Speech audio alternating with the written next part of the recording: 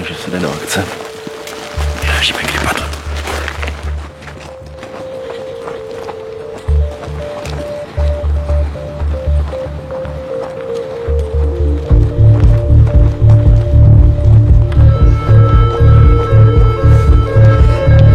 Tak policajti na nás koukají, ale už je pozdě na to něco dělat.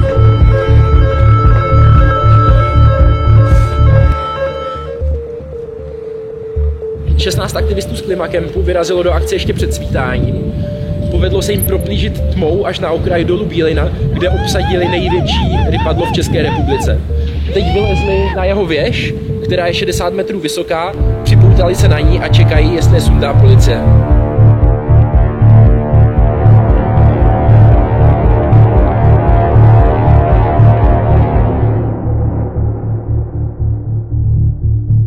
Třeba tyhle ty modříny, tyhle to prostě ty byly ještě fakt minulý rok úplně nádherný zdravý stromy. Dneska z nich jsou torza, jo. Ono to i na horách začíná u modřínů, pak smrky, no a teď už to bohužel teda přechází i na listnatý stromy, což jako vždycky doposud ty listnáče, jako tady ty buky a tak ty byly takovou jakoby jistotou, jo. Ty jako dokážou držet vodu a vždycky jsme se k tomu nějak upínali. Ale poprvé už někdy před asi 2 nebo 3 lety tenhle svah opadal už v srpnu. Normálně místo třeba v říjnu, v listopadu, tak opadal z velké části v srpnu. A normálně nám jako zatrnulo. Jsem si říkal, co to je, jako to fakt jako všechno uschlo. A za poslední rok se objevilo několik desítek zpráv o tom, že vysychají studny, jsou nevídaná sucha. Myslíte, že tady ty následky klimatických změn pociťujete i tady právě? Kdo není úplně slepý a kdo aspoň trošku je schopen nějakého objektivního úsudku, tak si musí uvědomit, že začínáme bohužel docela ve velkém a myslím si, že docela drasticky sklízet ovoce toho, co jsme tady dělali, co tady dělali předchozí generace. Tak jak jsem měl možnost se v posledních letech podívat do několika evropských zemí, tak tam si to ti lidé už jako uvědomí řadu let a ten přístup k ochraně životního prostředí je tam jakoby takovou, nevím, jestli můžu říct samozřejmostí, ale asi pravděpodobně jo, je to prostě něco, co tam jakoby jede jako jedna z těch opravdu daleko nejdůležitějších věcí. A tady jsme to zatím, myslím, nějak jakoby většinově třeba nepřijali, nebo si zatím furt myslíme, že to je jenom nějaký výkyv, že jako zase všechno bude za půl roku nebo za rok v pohodě. A neumíme si přiznat, že to tak bohužel nebude. No. Jedním ze zásadních argumentů klimatických aktivistů je ten, že na klimatické změně způsobené člověkem panuje vědecký konsenzus. Abychom zjistili, co tento vědecký konsenzus vlastně znamená, vydali jsme se do Brna za Alexandrem Ačem. Jaký je vlastně vědecký konsenzus ohledně klimatických změn? Jestli je to vlastně reálná hrozba, jestli se to vlastně děje, Jasně. anebo o tom můžeme pochybovat? Jasně. V podstatě ta vědecká diskuze na tu vaši otázku probíhala někdy v několik desetiletí do minulosti. To znamená, v té vědecké obci opravdu dneska ta pochyba, která možná panuje v tom veřejném prostoru, zejména z různých zájmových skupin, může být pocit, že opravdu ještě není jasné, nakolik člověk způsobuje změnu klimatu v současnosti. Tak v těch vědeckých kruzích opravdu se řeší to, jak závažné ty změny budou. Čili my opravdu dneska můžeme říct, že bez vlivu člověka, to znamená bez vlivu zejména spalování fosilních paliv, zdrojů, k čemu asi přijdeme, tak my můžeme říct, že globální teplota by se velmi pravděpodobně nezvyšovala, spíš by mírně klesala. Stále viditelnější důsledky změn klimatu a konsenzus klimatických vědců. To jsou 2 zásadní argumenty, kterými dnes klimatičtí aktivisté ospravedlňují nutnost přikročení k radikálnějším prostředkům boje proti těžbě a spalování fosilních paliv. And many of us who will be affected the most by this crisis, people like me, are not allowed to vote. Nor are we in a position to shape the decisions of business, politics, engineering, media, education or science. because the time it takes for us to educate ourselves to do that simply does no longer exist. And that is why millions of children are taking it to the streets, school striking for the climate to create attention for the climate crisis. No one is acting as if we were in a crisis. Some people say that I should be in school instead. Some people say that I should study to become a climate scientist so that I can solve the climate crisis. And why should I be studying for a future that soon will be no more, when no one is doing anything whatsoever to save that future? And what is the point of learning facts within the school system, when the most important facts given by the fine science of that same school system clearly means nothing to our politicians and our society? But you cannot ignore the scientists or the science or the millions of school striking children who are school striking for the right to a future. I beg you, please do not fail on this.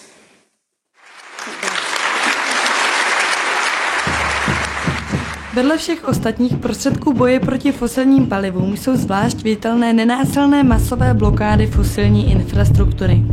Největší akce tohoto typu organizuje německá koalice Ende Gelände, od které se inspirovali i organizátoři českého Klimakempu. With Ende Gelände we wanted to show that Germany is not as green as it is portrayed. Was very disappointed with these big summits which the countries and the governments take part in, because everybody had hoped that Copenhagen would bring a result and we could save the climate with this summit. And then everybody was disappointed when no agreement was reached. And after that, the climate movement didn't mobilize to these big conferences anymore, but went into very local work. But that was very important, but it wasn't so visible. And so doing a big common action with lots of people together again, with all these local groups coming together again, was like getting over this post-Copenhagen trauma and getting active and visible again, and gets the subject into the media and into people's minds again. So we wanted to make visible where climate change is produced and where it can be stopped. And what does it mean for a global movement that the Czech activists joined the effort to stop burning and mining coal? So we need a global movement which is linked to local struggles. And so every region that in every region that initiatives are formed, that groups are created, and people take action, that's a real addition and a vital part of the climate justice movement. To me, it's super inspiring to see how the idea of these civil disobedient actions is spreading, and to see how it's done differently in every place, and not just to come here and support the action here, but also that the Czech people are coming to Germany and helping us do our actions there.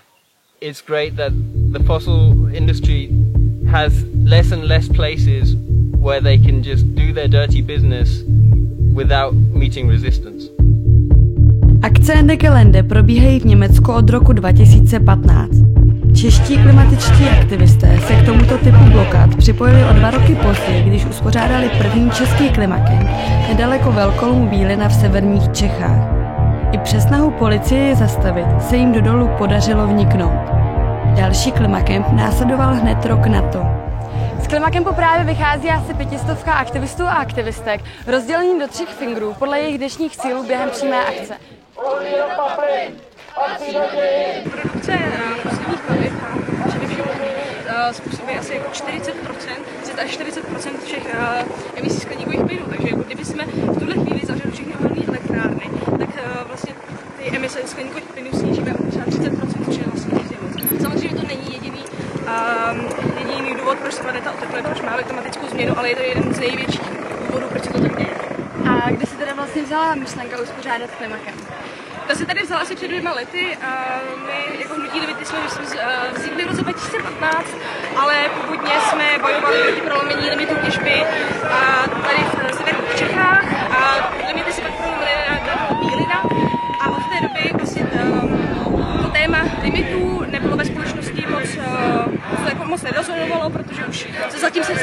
plánují prolomit další lidi na dalších dolech. Takže v tu chvíli jsme se rozhodli uspořádat první český klimakem před rokem. Nechali jsme se trošku inspirovat dnešními rychlými, které podobné akce dělají.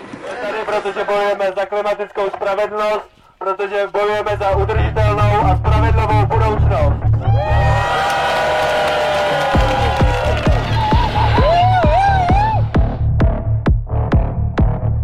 Právě teď se několik aktivistů odpojilo a od legálního pochodu pokusilo se vniknout do dolu. Nepouštějte! Nestáhnou! Nepouštěj!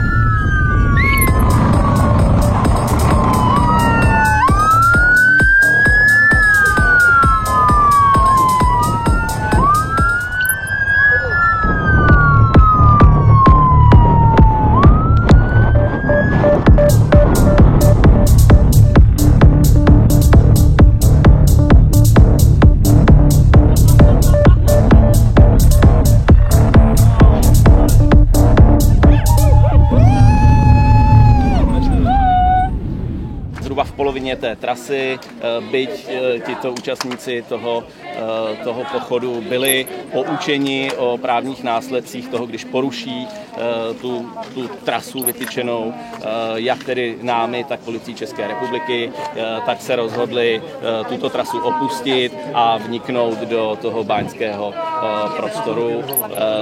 Velká část jich opustila tu cestu a začala utíkat. Takže jsme požádali o součinnost policii České republiky. Ty škody chceme vyčíslit.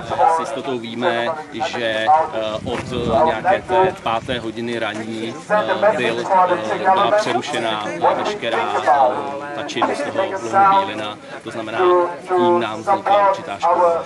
Nemůžeme spustit provoz na lomu bílina do té doby, než zabezpečíme to, že v tom provoze nejsou žádné neoprávněné osoby. Tam jsou nějaké. Jsou. Podle paragrafu 63 odstavec 2 písmeno A uvedeného zákona provedena penelustrace osob s následnou eskortou k provedení dalších úkonů. Těmto úkonům jste povinni se podrobit.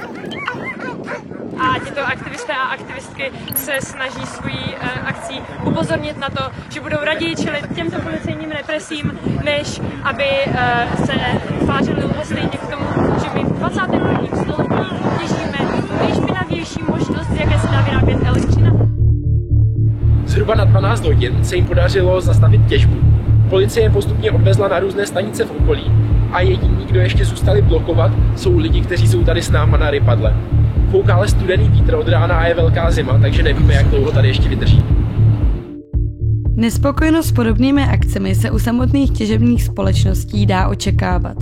Dávají ostatně poměrně jasně najevo tím, že aktivistům poslali za vniknutí do dolu během loňské akce předžalobní výzvu, ve které požadují náhradu ve výši 660 000 korun za škody vzniklé odstavením provozu.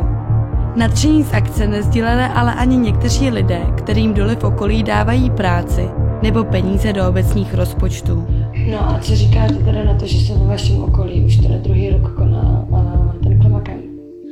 Já se přiznám, že to je věc, kterou vnímám tak, že samozřejmě každý má právo vyjádřit svůj názor. Chápu ekologický přístup některých těch lidí.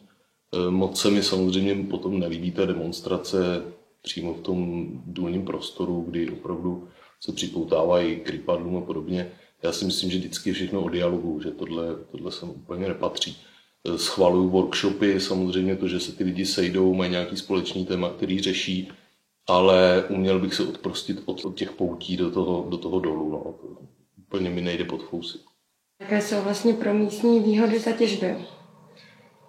Tak samozřejmě prvořadá výhoda je finanční, protože těžba podle horního zákona, až bude probíhat na našem katastru, na katastru Mariánských Hradčic a bývalých Lipkovic, tak z toho budou zákonné odvody vlastně pro tu naší obec. Takže hlavní výhodou jsou ty finance, které jsem poplynou. Myslíte, že je způsobeno to, že jsou některé vesnice, které jsou spíše proti těžbě a některé, které jsou spíše pro. Je to vždycky asi založením toho vedení obce. Samozřejmě někdo smýšlí víc ekologicky, někdo smýšlí a vidí přínos právě v těch pracovních příležitostech. Je to vždycky úhlu pohledu. Já si například neumím představit, že ze dne na den ta šachta skončí, zruší se. Nikdo ještě nepřišel s kloudným návrhem, co potom s těma lidma, co potom s Ústeckým krajem, protože opravdu ta zaměstnanost je tady významná pro ty doby. Aktivisté se proti tomu snaží zdůraznit, že plán útlumu těžby existuje už téměř 30 let a času na využití zisku z uhlí k tvorbě nových pracovních míst bylo víc než dost. Já si myslím, že je dobrý připomenout, že ty doly, které jsou v severních Čechách, mají plán útlumu už z roku 1991, kdy vláda přijala usnesení o územních ekologických limitech těžby. Takže všichni věděli, že se ty doly budou v nějaké době zavírat. A ten plán byl k těm dolům velmi laskavý a velkorysý. A konec konců, což se pozná podle toho, že poslední důl Vršany se zavírá právě až v roce 2050. A to, že někdo měl 20 let na to se na to připravit a neudělalo to na poslední chvíli, teďka vyhrožuje, že to způsobí nějakou sociální katastrofu, je samozřejmě primární odpovědnost těch těžebních firem. Proč je vlastně součást nějaké té vaší strategie boji proti uhlí nelegální akce a akce občanské neposlušnosti? Já si myslím, že pokud vám selžou legální prostředky, abyste zabránili něčemu, co je jako hodně špatné, a to změna klimatu nepochybně je, tak existuje velmi dlouhá úctyhodná tradice, kdy v tomto případě občané ten nesouhlas projeví vědomým demonstrativním porušením zákona, včetně toho, že to samozřejmě potom nesou následky. Klimatičtí vědci a klimatičtí aktivisté dnes často tvrdí to stejné. Byli to ostatně vědci z mezivládního panelu OSN pro změnu klimatu, kdo loni publikoval zprávu, podle které máme posledních 12 let na to, abychom se vyhnuli katastrofálním důsledkům oteplení. A právě proto, že dnes vědci tvrdí, že pro odvrácení oteplení je třeba ihned konat, jsou často obviňováni z přehnaného aktivismu. Je přitom třeba rozlišovat dvě věci. Jednou jsou výzkumy klimatických vědců. Ti se shodují, že změny klimatu probíhají, jsou zapříčiněny lidskou činností a můžou mít už v blízké době katastrofální následky na možnosti člověka obývat planetu Zemi. Druhou věcí jsou jejich názory na to, jak by mělo konkrétní řešení vedoucí k zamezení katastrofě vypadat. Myslíte, že je v dohlednu nebo je vlastně vůbec čistě teoreticky možný přechod na ty obnovitelné zdroje? To je samozřejmě klíčová součást toho co se někteří lidi snaží řešit.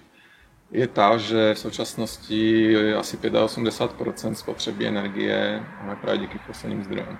A co my potřebujeme, podle mě, to je klíčová záležitost, je zpoplatnění fosilních paliv. To znamená zvýšení jejich ceny, protože pokud bude cestování letadlem levné a bude stát, já nevím, myslím si 150 € do Ameriky, letenka, nebo 200, tak jednoduše lidi lítat budou, bude to levné.